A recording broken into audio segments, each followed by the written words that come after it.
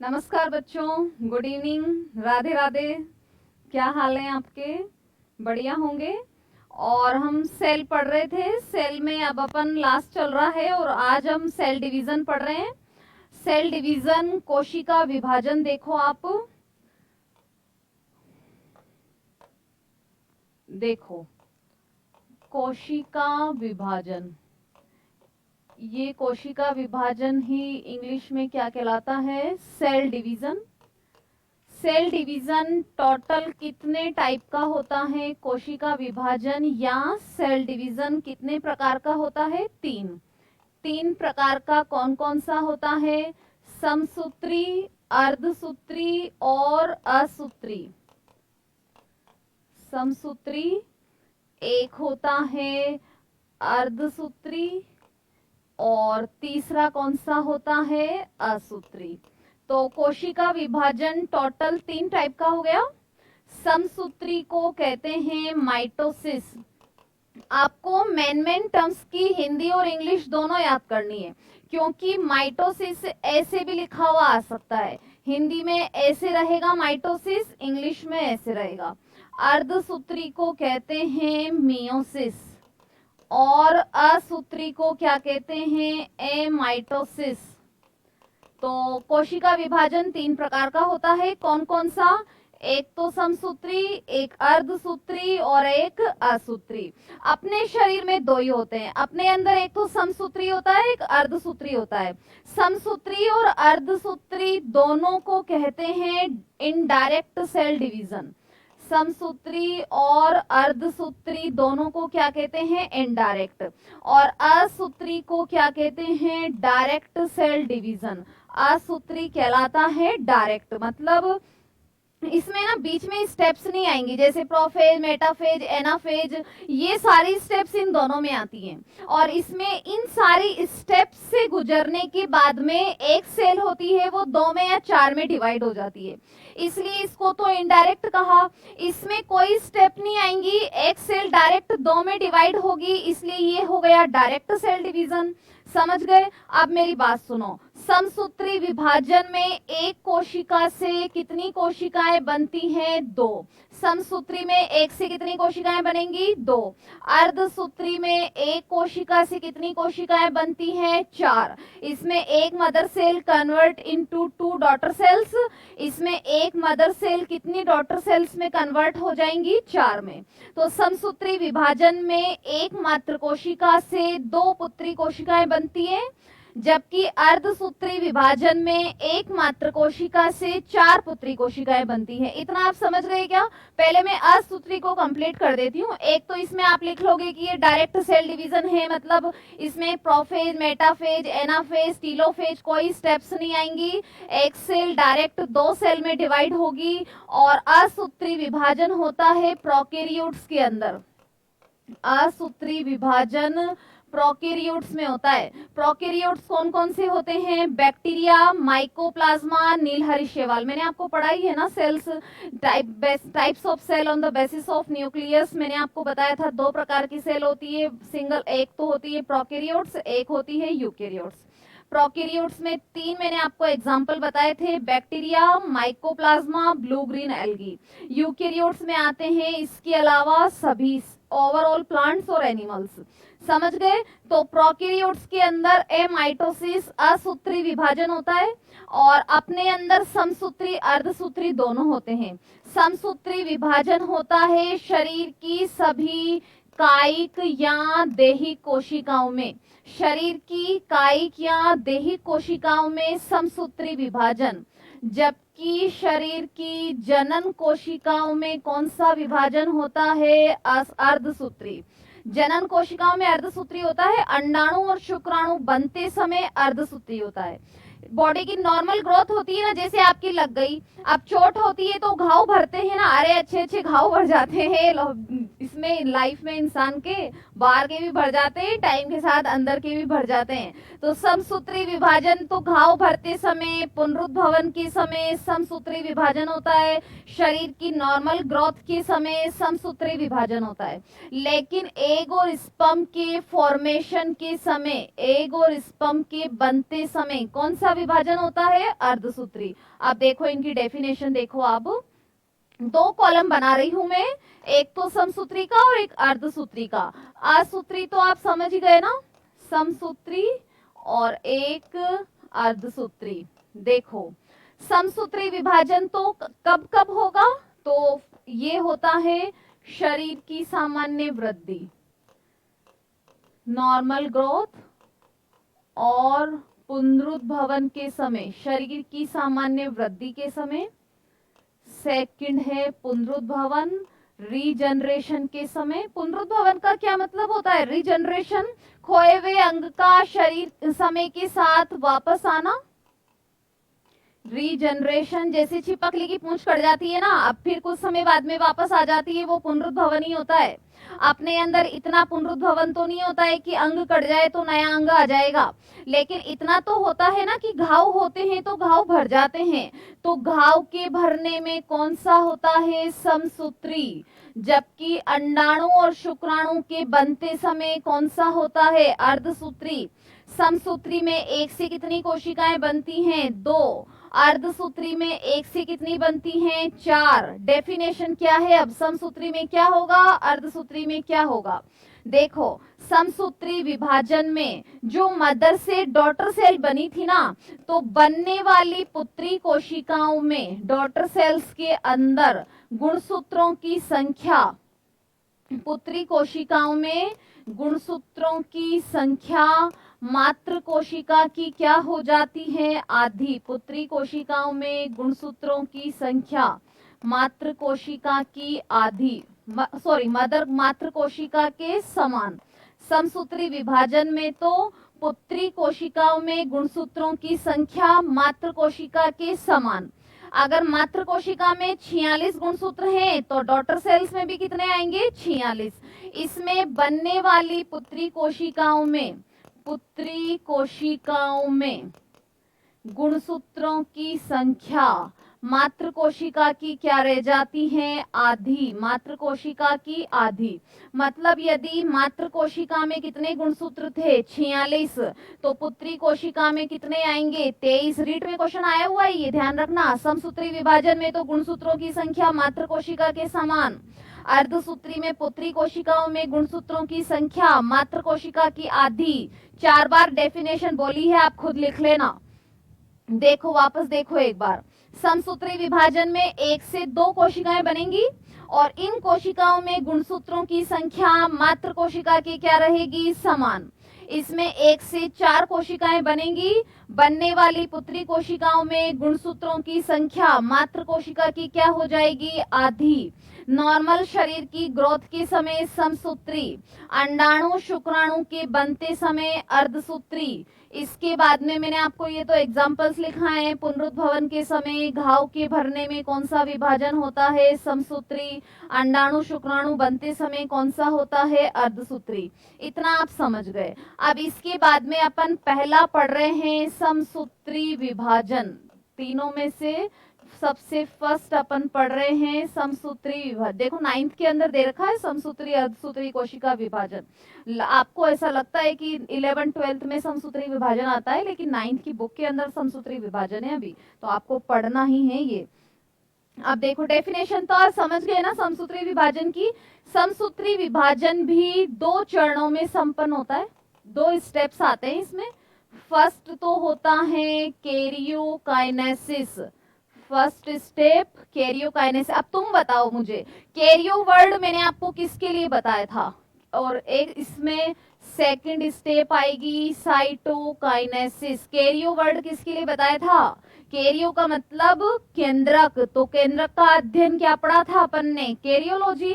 Karyokinesis का मतलब पहले किसका विभाजन होता है? केंद्रक का। और साइटोप्लाज्म नहीं बताया था? कोशिका द्रव्य, साइटोप्लाज्म।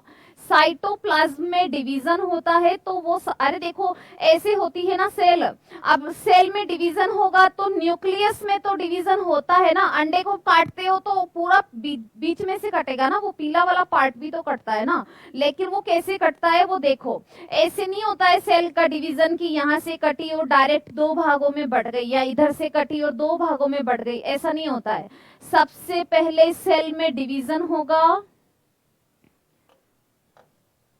देखो ये एक सेल थी, इसमें ये न्यूक्लियस था, अब सबसे फर्स्ट स्टेप में इसमें क्या होता है, कैरियोकाइनेसिस, केंद्रक का विभाजन, और केंद्रक का विभाजन होता है तो एक सिंगल सेल ऐसी थी, अब इसमें कैरियोकाइनेसिस होता है और अभी सेल में कितने केंद्रक बन गए हैं, 2, ये भी क्वेश्चन आया हुआ है एग्जाम में, कोशिका का विभाजन किस टाइप से होता है, कितने स्टेप्स में होता है, पहले किसका डिवीजन होगा, साइटोप्लाज्म का पहले होगा या न्यूक्लियोप्लाज्म का पहले होगा, तो पहले केंद्रक का विभाजन होता है, ऐसे अंडे की जैसे नहीं कटती है सेल, केंद्रक का विभाजन हुआ, 1 से 2 केंद्रक बन गए, अब इसके बाद में इसके अंदर साइटोकाइनेसिस होगा ना, अभी ये ऊपर लिखा हुआ है ना, ये साइटोकाइनेसिस होगा, और अब साइटोकाइनेसिस के बाद में 1 से कितनी कोशिकाएं बन जाएंगी, 2, तो इस टाइप से ये समसूत्री विभाजन होगा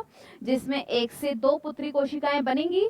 फर्स्ट स्टेप में कैरियोकाइनेसिस होगा, मतलब पहले केंद्रक का विभाजन होगा, एक सेल में 2 केंद्रक बनेंगे, सेकेंड स्टेप में साइटोकाइनेसिस होगा और ये सेल डिवाइड होकर 2 सेल्स में डिवाइड हो जाएगी। इतना समझ गए, तो पहले तो आप ये स्टेप्स ध्यान रखो, कैरियोकाइनेसिस एंड साइटोकाइनेसिस, पहले केंद्रक का विभाजन हुआ फिर कोशिका का विभाजन हुआ। अब देखो कैरियोकाइनेसिस भी 2 चरणों में संपन्न होता है, 2 तो समसूत्री विभाजन की 2 स्टेप हो गए, पहले केंद्रक का विभाजन फिर कोशिका द्रव्य का विभाजन। कोशिका द्रव्य का विभाजन भी प्लांट्स और एनिमल्स में अलग अलग मेथड से होता है, वो मैं आपको बाद में बताऊंगी। पहले आप ये देखो कैरियोकाइनेसिस मतलब केंद्रक का विभाजन। केंद्रक का विभाजन भी 2 चरणों में होता है, केंद्रक का विभाजन भी 2 स्टेप्स में होता है। फर्स्ट स्टेप में तो आता है इंटरफेज, फर्स्ट स्टेप में तो आएगी इंटरफेज, इंटरफेज होती है तैयारी अवस्था, ऐसे याद रखो इसको, हिंदी इंग्लिश इंटरफेज, और इंटरफेज होती है तैयारी अवस्था।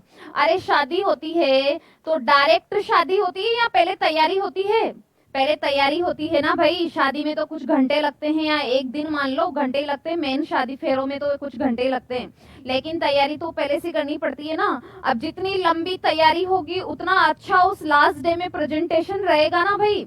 तो इंटरफेस तो तैयारी अवस्था है, इसमें कोशिका के विभाजन की तैयारी होती है और इसमें टोटल सेल डिवीजन का 95% समय लगता है। शादी की तैयारी में ज्यादा टाइम लगेगा या तो शादी, अब कोरोना में तो वैसे किसी में टाइम नहीं लगाना, तैयारी में लगा ना शादी में लगा, लेकिन नॉर्मली तो तैयारी में लगेगा ना। और ये होगी विभाजन अवस्था, माइटोटिक फेज, विभाजन अवस्था ये होती है माइटोटिक फेज। और इस विभाजन अवस्था के अंदर टोटल सेल डिवीजन का 5% समय लगता है। और विभाजन अवस्था के कितने चरण आते हैं, 4 चरण आते हैं, ये फिर आपने पढ़ी रखा होगा थोड़ा बहुत। तो इसमें 4 चरण कौन कौन से आएंगे, एक तो आता है प्रोफेज, एक आता है मेटाफेज, प्रोफेज, एक होता है मेटाफेज, एक होता है एनाफेज और एक होता है टीलोफेज। प्रोफेज, मेटाफेज, एनाफेज और टीलोफेज। और इंटरफेज के भी 3 चरण आएंगे, इंटरफेज के भी 3 चरण आएंगे। अब आप सोचोगे मैडम इतना डीपली क्या पढ़ा रही है, 9वीं 10वीं चल रही है, इतना आपको पढ़ना ही पड़ेगा, इतना पढ़ने की आदत डाल लो। G1 S G2 फेज, देखो वापस से सुनो, वापस से बताती हूँ। समसूत्री विभाजन 2 चरणों में होता है, पहले केंद्रक का विभाजन होता है फिर कोशिका द्रव्य का विभाजन होता है। पहले ऐसी सेल थी, इसके केंद्रक में डिवीजन हुआ जिससे इस सेल के अंदर 2 न्यूक्लियस बन गए। फिर इसमें साइटोकाइनेसिस हुआ और इसकी कोशिका द्रव्य का विभाजन हुआ। एक से कितनी कोशिकाएं बन गई? 2। और समसूत्री विभाजन में मैंने आपको क्या बताया है? बनने वाली पुत्री कोशिकाओं में गुणसूत्रों की संख्या मात्र कोशिका की क्या रहती है? आधी। इतना समझ गए? अब देखो, इसके बाद में मैंने आपको बताया कि पहले केंद्रक का विभाजन होता है, तो केंद्रक का विभाजन भी 2 स्टेप्स में होता है। इंटरफेज तैयारी अवस्था और विभाजन अवस्था माइटोटिक फेज। इंटरफेज तैयारी अवस्था ये शादी से पहले की तैयारी है, जो कोरोना काल वाली शादियां है ना, उनकी बात नहीं कर रही हूँ। अब जो तुम्हारी होगी ना एग्जाम होने के बाद में, रिजल्ट नहीं, जब कुर्सी पे बैठ जाओगे उसके बाद में, उसकी बात कर रही हूँ। इसमें टोटल सेल डिवीजन का 95% समय लगता है, इसमें टोटल सेल डिवीजन का 5% समय लगता है। तैयारी के भी 3 स्टेप हैं, G1, S, G2 फेज। और विभाजन अवस्था तो 4 स्टेप में होती है, ये तो आप जानते हो, प्रोफेज, मेटाफेज, एनाफेज, टीलोफेज। इतना आप समझ गए? अब देखो इधर,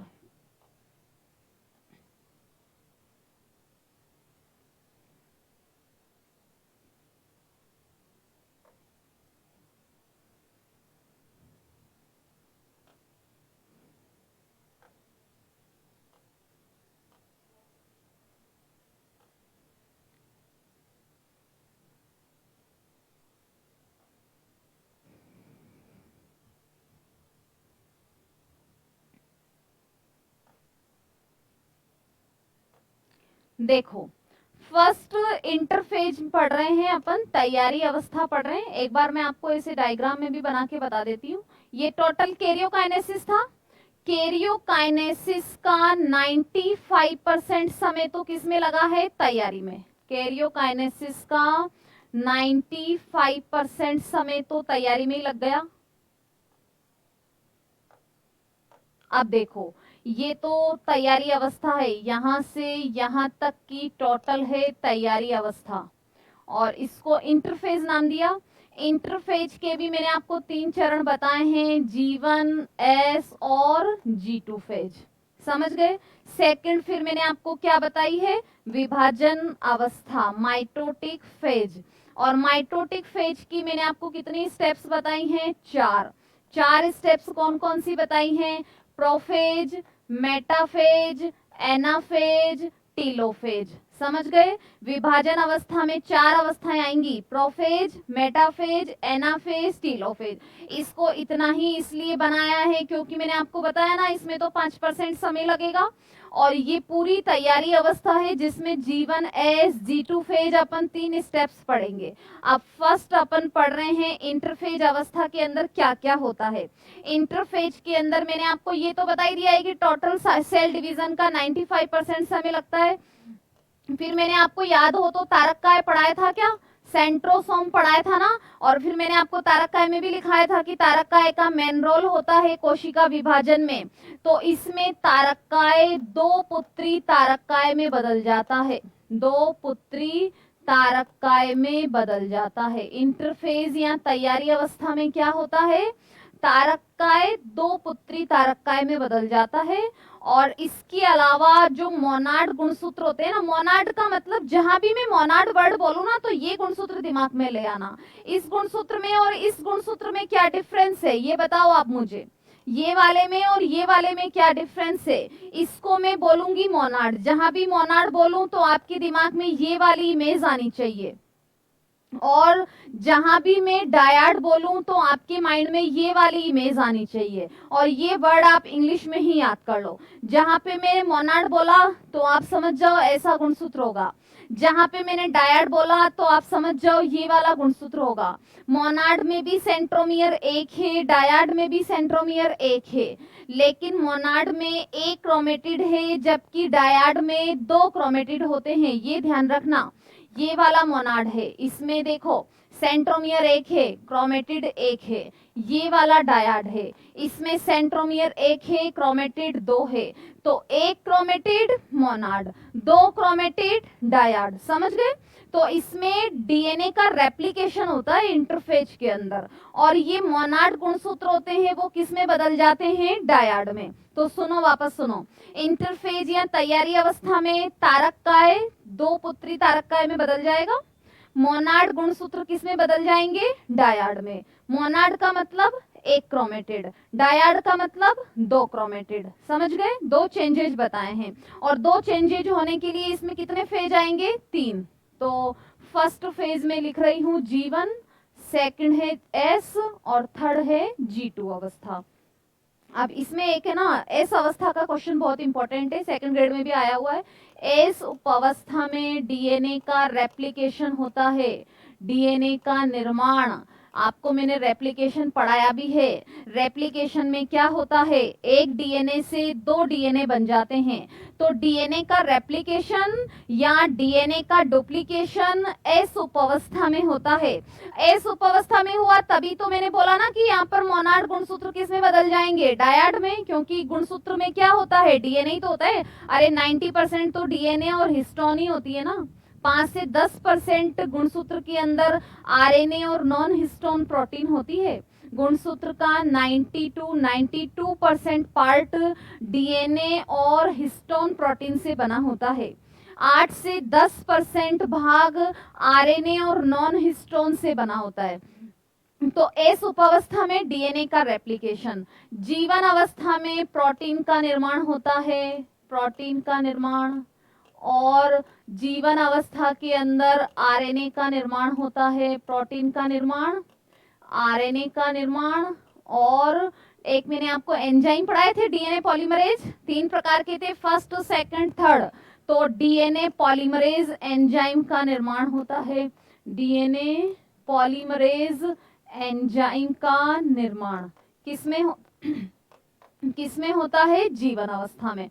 G2 अवस्था में भी वहां से जो बची हुई शेष प्रोटीन और शेष आरएनए का, यहां पे बन गई थी ना, इसके अलावा बची हुई शेष प्रोटीन और शेष आरएनए का निर्माण G2 अवस्था में होता है। इसके अलावा G2 अवस्था में निर्माण होता है एटीपी का, ये ध्यान रखना, एटीपी का निर्माण भी होता है इसमें। इंटरफेज की 3 अवस्थाएं हैं, देख लो, G1, S, G2। Full form क्या होती है इसकी, जीवन की, ये है first gap period, first gap period. Hindi में इसको बोलते हैं प्रथम वर्धन काल। एस होता है सिंथेसिस फेज, सिंथेसिस फेज, संश्लेषण अवस्था, क्योंकि इसमें डीएनए का संश्लेषण हो रहा है ना, तो ये सिंथेसिस फेज हो गई। सभी बच्चों के पास शेयर किया करो क्लास को, क्योंकि इतना स्टैंडर्ड से आपको ऑफलाइन में कोई नहीं पढ़ाता है, और आपने सेल में कभी आपको क्लासेज के अंदर सेल डिवीजन नहीं पढ़ाया होगा। मैं यहाँ पर इसलिए पढ़ा रही हूँ क्योंकि मेरे ऊपर कोई बाउंडेशन नहीं है, मैं जितना चाहूँ उतना पढ़ा सकती हूँ, ना मुझे कोई रोकने वाला है ना मुझे कोई टोकने वाला है। तो आप क्लासेज को हर बच्चा 2 बच्चे को शेयर किया करो कि देखो मैडम ने इतनी सारी क्वालिटी एजुकेशन दे रही है अपने को, तो उसका फायदा सबको मिलना चाहिए ना। और फिर आपस में ग्रुप बना लो, मेरे ग्रुप को ज्वाइन कर लो, आपके लिए मैंने टेलीग्राम पे ग्रुप बना रखा है, उसको ज्वाइन करो आप, पारुल आडवाणी साइंस के नाम से ये, और उसमें आप आपस में डिस्कस करके पढ़ाई किया करो। जो मैं पढ़ाती हूँ उसको एक दूसरे से पूछा करो क्वेश्चंस ग्रुप में, ये नहीं कि फालतू के लड़ाई झगड़े कर रहे हो। तो जीवन में है फर्स्ट गैप पीरियड, एस होती है सिंथेसिस अवस्था, G2 होती है सेकंड गैप पीरियड, द्वितीय वर्धन काल। अब मेरी बात सुनो, वापस सुन लो, इनमें क्या क्या होता है, प्रोटीन का निर्माण, आरएनए का निर्माण, डीएनए पॉलीमरेज एंजाइम का निर्माण। पुलिस वाले बच्चे सेल डिवीजन को छोड़ दो, अगर आपका एग्जाम नवंबर में होता है तो, क्योंकि पुलिस में इतना डेप्थ में आता भी नहीं है, और अभी आपको नई चीजें नहीं पढ़नी है। 2 महीने जब होते हैं ना एग्जाम के, तो आपका काम होता है जो पहले से पढ़ा हुआ है उसका मल्टीपल मल्टीपल मल्टीपल रिवीजन करना। 2 महीने पहले नई चीजें नहीं पढ़नी होती हैं, ये ध्यान रखना। आपका काम है जो पहले से पढ़ा हुआ है उसको बार बार रिवाइज करो और क्वेश्चन सॉल्व करो। नई चीजें पढ़ने का टाइम कोरोना की छुट्टियों में आपने निकाल दिया है। एस उपावस्था के अंदर क्या होगा, डीएनए का रेप्लिकेशन, जिससे मोनाड किस में बदलेगा, डायड में। G2 के अंदर शेष प्रोटीन का निर्माण, शेष आरएनए का निर्माण और एटीपी का निर्माण। अब एटीपी मुझे बताने की जरूरत नहीं है ना भाई, माइटोकॉन्ड्रिया पढ़ाई थी तो मैंने आपको बताया था एटीपी क्या होता है। एटीपी क्या होता है बोलो देखा एक बार, फुल फॉर्म बताओ, एटीपी की फुल फॉर्म क्या होती है?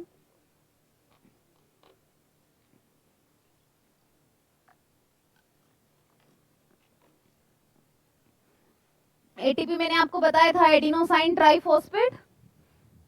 अब इसके बाद में देखो 4 अवस्थाओं के अंदर तैयार, इंटरफेस 3 अवस्थाओं में हो गई। इसके बाद में कौन आएगा? विभाजन अवस्था। विभाजन अवस्था माइटोटिक फेज, विभाजन अवस्था माइटोटिक फेज।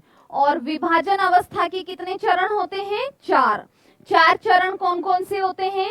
प्रोफेज, एक होती है प्रोफेज, एक होती है मेटाफेज, प्रोफेज, मेटाफेज, एनाफेज और टेलोफेज। तो 4 अवस्थाओं में विभाजन हो जाता है, प्रोफेज, मेटाफेज, एनाफेज, टेलोफेज। ऐसे ही आप कॉपी में चारों डायग्राम एक साथ बनाना और इनको मैं कंपैरिजन करते हुए पढ़ाती हूँ। देखो यहाँ पे जगह नहीं है, कोई बात नहीं, अपन नेक्स्ट पेज में लिखेंगे। सुन लो, आप तो सुन लो, लिखने का काम तो आप कर सकते हो, सुनने का काम सुन लो। प्रोफेज अवस्था में क्या होगा? ये नॉर्मल सेल थी ना, इसमें न्यूक्लियस था, इसमें केंद्रिका थी। तो प्रोफेज अवस्था में क्या होगा? ये पुत्री तारकाएं हैं, जो रेड कलर से बनाए हैं वो तारकाएं। रेड कलर से जो मैंने ऐसे बिंदी बनाई है ना सब हर चित्र के अंदर, ये है पुत्री तारकाएं। रेड कलर से जो बिंदी बनाई है वो पुत्री तारकाएं है, ये पुत्री तारकाएं है, जगह नहीं है, अब आप समझ जाना।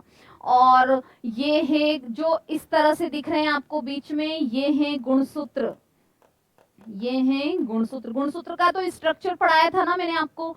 ये है, ये जो तारा बाड़बंदी हो रही है ना, खेत पे बाड़ नहीं बांध देते हैं कोई जानवर नहीं आ जाए तो, ये बाड़ाबंदी हो रही है ना पीले रंग के धागों से, सब में हो रही है पीले धागों से। ये है तर्कु तंतु, इनको बोलते हैं तर्कु तंतु, स्पाइंडल फाइबर्स। एग्जाम में क्वेश्चन आता है सेल डिवीजन के दौरान बनने वाले स्पाइंडल फाइबर्स या तर्कु तंतु कौन सी प्रोटीन से बने होते हैं? इसका आंसर होगा ट्यूबुलिन प्रोटीन से। अब मेरी बात सुनो, ये है प्रोफेज अवस्था। प्रोफेज में क्या होता है? इंटरफेज में मैंने आपको बताया था तारकाएं 2 पुत्री तारकाएं में डिवाइड हो जाता है। तो इसमें दोनों पुत्री तारकाएं विपरीत ध्रुवों की ओर गति कर देते हैं, अपोजिट डायरेक्शन में आ जाते हैं। दोनों पुत्री तारकाएं विपरीत ध्रुवों की ओर गति करते हैं। फिर कोशिका द्रव्य में एक प्रोटीन होती है जिसका नाम है ट्यूबुलिन। कोशिका द्रव्य में पाई जाने वाली ट्यूबुलिन प्रोटीन से इन तर्कु तंतुओं का निर्माण होता है। कोशिका द्रव्य में पाई जाने वाली ट्यूबुलिन प्रोटीन से तर्कु तंतुओं का निर्माण होता है। अब ये तर्कु तंतु इन दोनों तारकाएं से जुड़ गए ना, अब ये सारा इसके अंदर होगा जो भी होगा। और ये गुणसूत्र थे, आपको पता है केंद्रक के अंदर क्या थे? क्रोमेटिन के रेशे थे, ऐसे ऐसे बनाए थे अपन ने। अब ये क्रोमेटिन के रेशे हैं जो संघनित होकर किस में बदल गए हैं? गुणसूत्र में। अब मेरी बात सुनो, यहाँ पे जो डायग्राम बना हुआ है या किताब में जो आपको बना हुआ मिलेगा उसमें 46 तो बनाएंगे नहीं ना, इसमें 46 बनाऊंगी तो पूरा बोर्ड तो एक चित्र में ही भर जाएगा। आपको जहां पर भी 2 सेंट्रोमियर दिख रहे हैं ना, तो आप समझ जाओ वो सेल 46 गुणसूत्रों को रिप्रेजेंट कर रही है।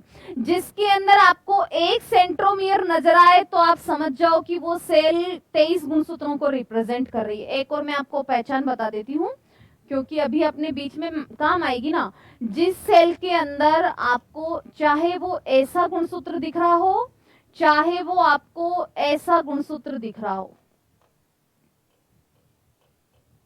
ये तो मोनाड की फॉर्म में, ये डायाड की फॉर्म में, जिसमें आपको 2 सेंट्रोमियर नजर आ रहे हैं ना, उस कोशिका को आप 46 गुणसूत्र वाली कोशिका समझना। और जिस सेल में आपको 1 सेंट्रोमियर नजर आ रहा है तो उसको आप 23 गुणसूत्र वाली कोशिका समझना। ऐसी कोशिका बनेगी जब अंडाणु और शुक्राणु बनेंगे, इसलिए अब ये बता रही हूं मैं आपको। जिस सेल में आपको 2 सेंट्रोमियर मिलेंगे वो 46 वाली होगी, जिसमें आपको 1 सेंट्रोमियर मिलेगा वो 23 गुणसूत्र वाली सेल होगी। अब देखो इसमें 2 सेंट्रोमियर दिख रहे हैं, इसका मतलब इसमें 46 है, इसमें 2 दिख रहे हैं 46, इसमें तो अभी हरा चेंज हो रहा है, और इसमें देख लो इस न्यूक्लियस के अंदर 2 दिख रहे हैं ना। सुनो अब क्या होगा प्रोफेज में, पुत्री तारकाएं विपरीत ध्रुव की ओर गति कर जाएंगे। कोशिका द्रव्य में पाई जाने वाली ट्यूबुलिन प्रोटीन से किसका निर्माण होगा, तर्कु तंतुओं का। क्रोमेटिन के रेशे संघनित होकर किस में बदल जाएंगे, गुणसूत्रों में। और प्रोफेज के अंत में केंद्रक झिल्ली और केंद्रिका क्या हो जाएगी, लुप्त। केंद्रक झिल्ली और केंद्रिका लुप्त हो गई ना प्रोफेज के अंत में। देखो प्रोफेज अवस्था में क्या क्या चेंज आते हैं वो अपन लिख लेते हैं, यहाँ पर ऐसे कॉलम बना के लिख रहे हैं। प्रोफेज में क्या चेंज आते हैं, प्रोफेज में सबसे पहले क्या हुआ, पुत्री तारकाएं विपरीत ध्रुवों पर गति करते हैं, पुत्री तारकाएं विपरीत ध्रुवों पर गति कर जाते हैं। इसके बाद में कोशिका द्रव्य में पाई जाने वाली कोशिका द्रव्य में पाई जाने वाली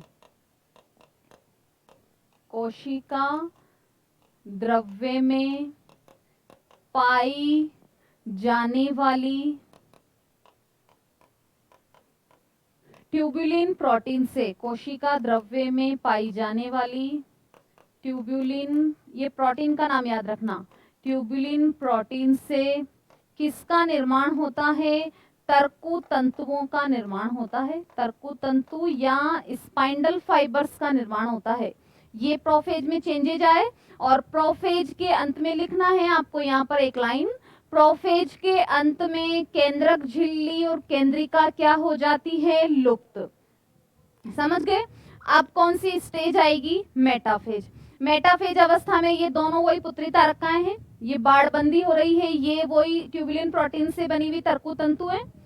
ये मध्य प्लेट बोलते हैं इसको, बीच में जो लाइन बनाई है ना मैंने, ये मध्य प्लेट है, मिड प्लेट। मेटाफेज अवस्था में गुणसूत्र, ग्रीन कलर से जो बन रहे हैं वो सब गुणसूत्र हैं, रेड कलर से जो बिंदियां बनाई हैं वो सब डॉटर सेंट्रोसोम है, पुत्री तारकाएं है। मेटाफेज अवस्था में गुणसूत्र मध्य प्लेट पर व्यवस्थित हो जाते हैं, और इनका अरेंजमेंट कैसा है, सेंट्रोमियर तो प्लेट पर है और भुजाएं ध्रुवों की ओर हैं। देखो मेटाफेज अवस्था में गुणसूत्र मध्य प्लेट पर व्यवस्थित हो जाते हैं, जिसमें सेंट्रोमियर तो मध्य प्लेट पर, जबकि भुजाएं कहाँ होती हैं, ध्रुवों की ओर। समझ गए क्या। अब इसमें मेटाफेज अवस्था में गुणसूत्र छोटे मोटे सबसे स्पष्ट दिखाई देते हैं, इसलिए गुणसूत्र की संरचना का अध्ययन कोशिका विभाजन की कौन सी अवस्था में किया जाता है, मेटाफेज अवस्था में। याद हो मैंने आपको जब गुणसूत्र की संरचना पढ़ाई थी तो वहां पे मैंने फर्स्ट लाइन आपको यही लिखाई थी कि गुणसूत्र की संरचना का अध्ययन कोशिका विभाजन की कौन सी अवस्था में, मेटाफेज अवस्था में। गुणसूत्र की आकृति का अध्ययन कौन सी अवस्था में, एनाफेज अवस्था में। तो मेटाफेज अवस्था में क्या चेंज होगा, गुणसूत्र इस मध्य प्लेट पर व्यवस्थित हो जाएंगे, जिसमें सेंट्रोमियर तो मध्य प्लेट पर, जबकि भुजाएं कहाँ होती हैं, ध्रुवों की ओर। देखो फिर अपन मेटाफेज के चेंजेस लिख देते हैं यहाँ पर। मेटाफेज में क्या होगा, गुणसूत्र मध्य प्लेट पर व्यवस्थित हो जाते हैं, मध्य प्लेट पर व्यवस्थित मतलब मिड प्लेट पर अरेंज हो जाएंगे, जिसमें गुणसूत्र का अरेंजमेंट कैसा होगा, सेंट्रोमियर तो मध्य प्लेट पर, सेंट्रोमियर तो कहां पर होता है, मध्य प्लेट पर, जबकि भुजाएं किधर होती हैं, भुजाएं ध्रुवों की ओर, भुजाएं होती हैं ध्रुवों की ओर। सेंट्रोमियर तो मध्य प्लेट पर और भुजाएं होती हैं ध्रुवों की ओर। चित्र में देखो ना मैंने बनाया भी है, मध्य प्लेट पर सेंट्रोमियर है, भुजाएं ध्रुवों की ओर होती है। मेटाफेज समसूत्री का जो अरेंजमेंट है ना, इसका रिवर्स होता है अर्धसूत्री की मेटाफेज में। तो कंफर्म ध्यान रखना है, सेंट्रोमियर मध्य प्लेट पर होते हैं, भुजाएं ध्रुवों की ओर होती हैं। मेटाफेज अवस्था में गुणसूत्र छोटे मोटे संघनित और सबसे स्पष्ट दिखाई देते हैं, क्लियर दिखाई देते हैं, इसलिए गुणसूत्र की संरचना का अध्ययन, गुणसूत्र की संरचना का अध्ययन कोशिका विभाजन की कौन सी अवस्था में किया जाता है? मेटाफेज अवस्था में। एक बार शुरू से समझाती हूँ मैं आपको वापस से सेल डिवीजन, क्योंकि आपके लिए बिल्कुल नया टॉपिक है जो आपने पढ़ा नहीं होगा नॉर्मली, क्योंकि और कोशिकांग तो सभी पढ़ा देते हैं। देखो, दो तीन प्रकार का है, समसूत्री, अर्धसूत्री, असूत्री। असूत्री तो प्रोकैरियोट्स में होता है, सिंपल एक सेल से दो सेल्स हो जाएंगी, इसलिए इसको डायरेक्ट सेल डिवीजन कहते हैं। इसमें स्टेप्स आ रही है ना, आप पढ़ रहे हैं ना अपन प्रोफेज मेटाफेज, तो इसलिए इसको इनडायरेक्ट सेल डिवीजन कहते हैं। समसूत्री में 1 से 2 कोशिकाएं, अर्धसूत्री में 1 से 4 कोशिकाएं। समसूत्री शरीर की सभी कायिक या दैहिक कोशिकाओं में, अर्धसूत्री सभी जनन कोशिकाओं में। समसूत्री नॉर्मल ग्रोथ के समय, घाव के भरते समय, इसमें गुणसूत्रों की संख्या मात्र कोशिका के समान। अर्धसूत्री में गुणसूत्रों की संख्या मात्र कोशिका की आधी। फिर फर्स्ट अपन कौन सा पढ़ रहे हैं? समसूत्री। पहला समसूत्री पढ़ रहे हैं, तो ये कितने स्टेप्स में होता है? 2। Karyokinesis, cytokinesis. कैरियोकाइनेसिस में केंद्रक में डिवीजन होगा, एक सेल में 2 न्यूक्लियस बन गए। साइटोकाइनेसिस में 2 सेल्स बन जाएंगी। फिर मैंने आपको बताया कि कैरियोकाइनेसिस की 2 स्टेप आती हैं, इंटरफेज तैयारी अवस्था और विभाजन अवस्था। इंटरफेज में भी कितनी स्टेप्स आती हैं? 3, G1, S, G2। विभाजन में कितनी स्टेप्स आएंगी? 4, जो कि अपन पढ़ रहे हैं। ये मैंने आपको चित्र से बताया था ना, G1, S, G2। इसमें इसको ज्यादा एरिया में इसलिए कवर किया है क्योंकि इसमें 95% समय लगेगा। विभाजन के लिए अपन ने कम एरिया लिया है क्योंकि इसमें 5% समय लगेगा। मैंने आपको ये आइडेंटिफिकेशन भी दिया है कि यदि मैं एक सेंट्रोमियर बना रही हूँ तो एक क्रोमेटिड बना रही हूँ तो उसको आप मोनाड बोलोगे, 2 क्रोमेटिड बना रही हूँ तो उसको आप डायड बोलोगे। G1 अवस्था में क्या क्या होता है? प्रोटीन का निर्माण, आरएनए का निर्माण, डीएनए पॉलीमरेज का निर्माण। S उप अवस्था में क्या होगा? डीएनए का रेप्लिकेशन, जिससे मोनाड किस में बदलेगा? डायड में। G2 में क्या होगा? शेष प्रोटीन का निर्माण, शेष आरएनए का निर्माण और एटीपी का निर्माण। फिर मैंने आपको फर्स्ट क्या बताया? प्रोफेज। प्रोफेज में क्या हुआ? इंटरफेज तैयारी अवस्था में ही पुत्री तारकाय में बदल गया था, तारकाय मोनाड गुणसूत्र डायड में बदल गए थे, डीएनए का रेप्लिकेशन हो गया था। तो प्रोफेज अवस्था में क्या होता है? पुत्री तारकाएं विपरीत ध्रुवों पर पहुंच जाते हैं। मैंने आपको बोला है रेड कलर से जो बिंदियां लगी हुई हैं वो पुत्री तारकाएं, जो ग्रीन कलर से बने हुए हैं वो गुणसूत्र। तो पुत्री तारकाएं तो विपरीत ध्रुवों पर पहुंच गए। कोशिका द्रव्य में पाई जाने वाली ट्यूबुलिन प्रोटीन से तर्कु तंतुओं का निर्माण हो गया, जिससे पुत्री तारकाएं एक जगह पर फिक्स हो गए। और ये गुणसूत्र थे, जो क्रोमेटिन के फाइबर्स थे वो गुणसूत्र में बदल गए थे। प्रोफेज के अंत में केंद्रक झिल्ली और केंद्रिका क्या हो जाती है? लुप्त। प्रोफेज का जस्ट रिवर्स किसमें होगा? टीलोफेज के अंदर। मेटाफेज में मैंने आपको क्या बताया है? गुणसूत्र मध्य प्लेट पर व्यवस्थित हो जाते हैं, जिसमें सेंट्रोमियर तो मध्य प्लेट पर और भुजाएं किधर होती हैं? ध्रुवों की ओर। अब क्वेश्चन सुनना, एग्जाम में क्वेश्चन कैसे आएगा। गुणसूत्र की संरचना का अध्ययन कोशिका विभाजन की कौन सी अवस्था में? मेटाफेज। गुणसूत्र की आकृति का अध्ययन कोशिका विभाजन की कौन सी अवस्था में? एनाफेज। अभी बताऊंगी, एनाफेज तो मैंने आपको लिखाया नहीं है ना, अभी आपने प्रोफेज और मेटाफेज अवस्था लिखी है। छोटे मोटे समझ गए तो स्पष्ट दिखाई देते हैं। इसके आगे अब देखो, सुनो, एनाफेज अवस्था में क्या होता है? वापस मैं कल दोबारा से समझा दूंगी, अभी एक बार सुन लो। एनाफेज अवस्था में गुणसूत्र के सेंट्रोमियर का डिवीजन होता है। यहां से गुणसूत्र जमे हुए थे ना, सेंट्रोमियर का डिवीजन हुआ, जिससे डायड गुणसूत्र वापस किस में बदल गए? मोनाड में। और मोनाड की फॉर्म में ये अपोजिट डायरेक्शन में मूव कर रहे हैं। और जब ये अपोजिट डायरेक्शन में भागते हैं ना, तो इनकी अलग अलग आकृतियां बनती हैं। जैसे ऐसे भाग सकते हैं, ऐसे भागते समय ऐसी आकृति भी बन सकती है। तभी तो मैंने आपको पता है, याद हो तो बताया था, जे शेप, वो बताए थे ना, मेटासेंट्रिक, सब मेटासेंट्रिक, टीलोसेंट्रिक गुणसूत्र, तो वो एनाफेज अवस्था में बनते हैं ना। एनाफेज अवस्था में क्या होता है? मेन क्वेश्चन सुन लो एनाफेज का। आपसे पूछेंगे सेंट्रोमियर का विभाजन गुणसूत्र की कोशिका विभाजन की कौन सी अवस्था में होगा?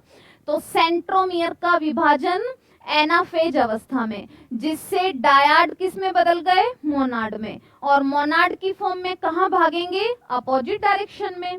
फिर टीलोफेज, तो गुणसूत्र की आकृति का अध्ययन एनाफेज, संरचना का अध्ययन मेटाफेज। रात में सोते समय मेरी ही आवाज कानों में गूंजनी चाहिए, तुम्हारे पता नहीं किस किस की गूंजती है, तभी तो न्याल नहीं हो रहे ना।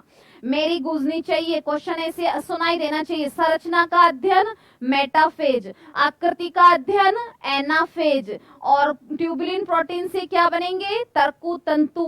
पहले क्या होगा, कैरियोकाइनेसिस, बाद में क्या होगा, साइटोकाइनेसिस। अब देखो एनाफेज से प्रोफेज का जस्ट रिवर्स होता है टीलोफेज, प्रोफेज का जस्ट रिवर्स। दुनिया में आए थे तो कैसे आए थे, इतने से थे ना, धीरे धीरे धीरे चेंज आएगा, बड़े हुए अपन, शरीर फैला, अब जाते समय धीरे धीरे वृद्धावस्था आएगी, शरीर सिकुड़ता जाएगा, और इतने से आज हो जाएंगे वापस से, कमर झुक जाएगी और लाठी हाथ आ जाएगी। तो जो आते समय था ना वैसा ही जाते समय हो गया ना। तो जैसे इसमें जो चेंज आए थे उसके रिवर्स चेंज आते समय, तो जब आप आए थे ना तो चेंज जो हुए थे उसके जस्ट अपोजिट वृद्धावस्था में होते हैं। आते समय तो खिलता हुआ फूल था, जाते समय मुरझाता हुआ फूल था, तो जस्ट रिवर्स। इसमें तो अभी सेल डिवीजन स्टार्ट हुआ है, तो इसमें जो चेंजेज आए थे उसके जस्ट अपोजिट चेंज आएंगे टीलोफेज के अंदर।